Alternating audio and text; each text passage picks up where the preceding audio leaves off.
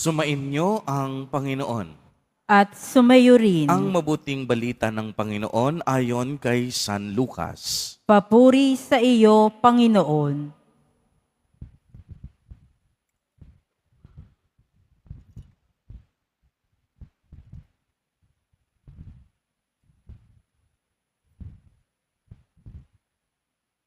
Noong panahong iyon, napuspos ng Espiritu Santo si Zacarias na ama ni Juan at nagpahayag ng ganito, "Purihin ang Panginoong Diyos ng Israel, sapagkat nilingap niya at pinalaya ang kaniyang bayan at nagpadala siya sa atin ng isang makapangyarihang tagapagligtas mula sa lipi ni David na kaniyang lingkod.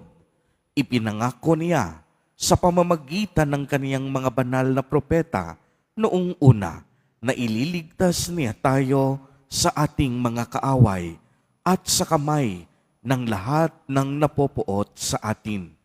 Ipinangako rin niya na kahahabagan ang ating mga magulang at aalalahanin ang kaniyang banal na tipan. Iyan ang sumpang binitawan niya sa ating amang si Abraham na ililigtas tayo sa ating mga kaaway upang walang takot na makasamba sa Kanya at maging banal at matuwid sa Kaniyang paningin habang tayo ay nabubuhay. Ikaw naman, anak, ay tatawaging propeta ng kataas-taasan sapagkat mauuna ka sa Panginoon upang ihanda ang kaniyang mga daraanan at ituro sa kaniyang bayan ang landas ng kaligtasan, ang kapatawaran ng kanilang mga kasalanan. Sapagkat lubhang mahabagin ang ating Diyos, magbubukang liwayway sa atin ang araw ng kaligtasan upang magbigay liwanag sa mga nasa kadiliman at nasa lilim ng kamatayan at patnubayan tayo tungo sa daan ng kapayapaan. Ang mabuting balita ng Panginoon. Pinupuri ka namin, Panginoong Hesukristo. Magsipo muna ang lahat. Magandang umaga po sa inyong lahat, mga kapatid kay Kristo. Sa lahat po ng ating mga taga-subaybay sa iba't ibang online platforms at sa lahat ng ating mga kadiboto sa iba't ibang panig ng Pilipinas at maging sa buong mundo kung saan tayo ay naaabot ngayon ng ating live streaming. Mapayapang umaga din po sa inyong lahat. Purihin at dakilain natin ang ating Panginoon, ang mahal na poong Jesus Nazareno.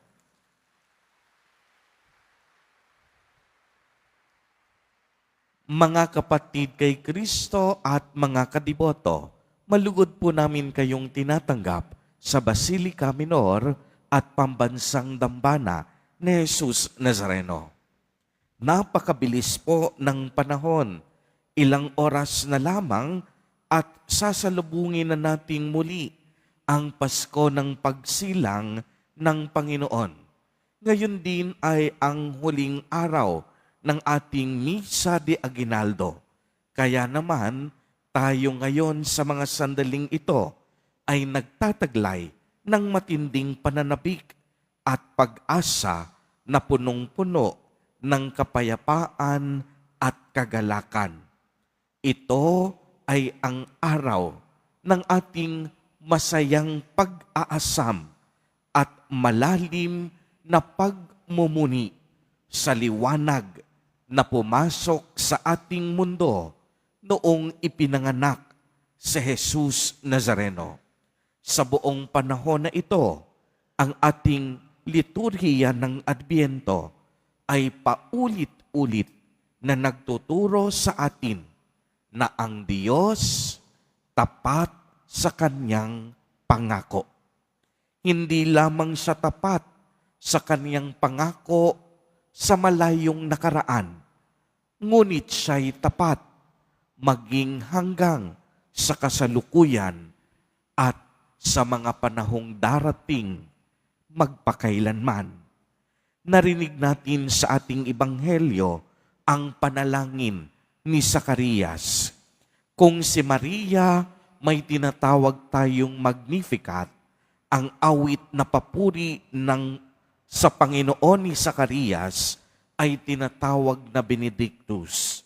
Ito ang dinadasal ng simbahan tuwing umaga dahil si Jesus ay ang araw ng katarungan na sa bawat pagsikat ng bukang liwayway o bagong umaga, bagong buhay din ang ibinibigay niya sa atin sa bawat umaga.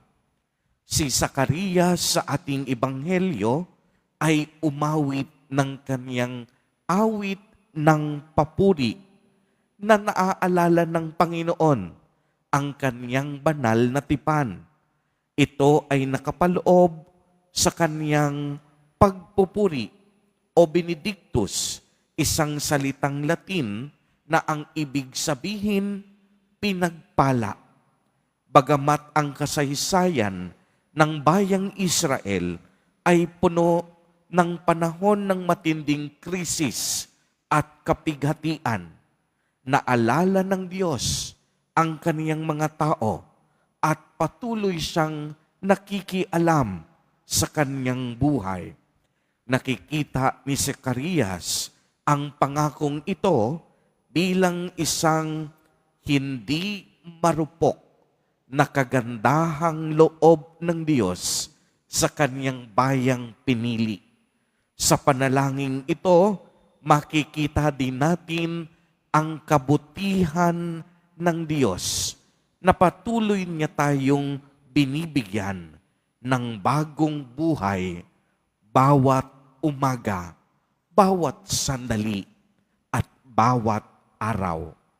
Tunay nga pong ang ating Nuestro Padre, Jesus Nazareno, ay ang simbolo ng ating bagong umaga, ng bawat pagbubukang liwayway. Ipinadala si Jesus ng Diyos Ama upang magbigay sa atin ng bagong pag-asa sa gitna ng kadiliman na ating kinaharap, upang iligtas ang kaniyang bayan mula sa kanilang mga kaaway, upang patawarin tayo sa ating mga kasalanan at upang dalhin tayo sa landas ng kapayapaan.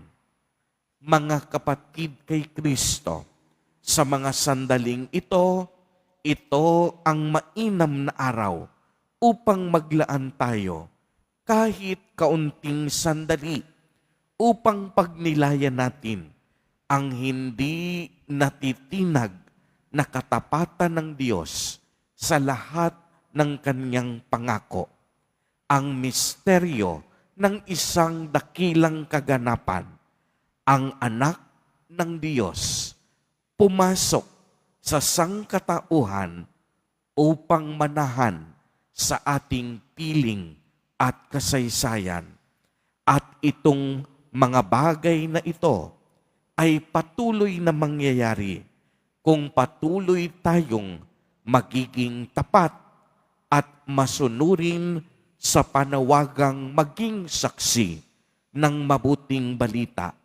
At naway gawin natin ito hindi lamang tuwing Pasko, kung hindi sa bawat araw ng ating pamumuhay. Sa mga nakatapos ng 9 na araw ng mga misa de aguinaldo at ng mga simbang gabi, bagamat mahalaga ang kahilingan natin sa Diyos, mas mahalaga po ang ating pagbabalik loob at ang pagpapanibago ng ating buhay.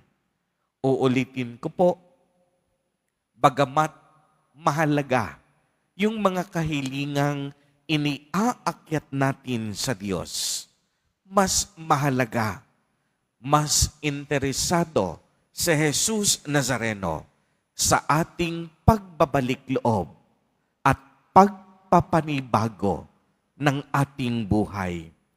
Ito po ang hangad ng Diyos sa bawat isa sa atin. Naway ang Paskong darating, magliwanag nawa sa ating mga puso sa Jesus Nazareno. Siya at bukod tanging siya lamang ang tunay na diwa ng Kapaskuhan, ang diwa ng pag-asa, pag-ibig at pananampalataya. Amen. Purihin at dakilain natin ang ating Panginoon, ang mahal na poong Jesus Nazareno.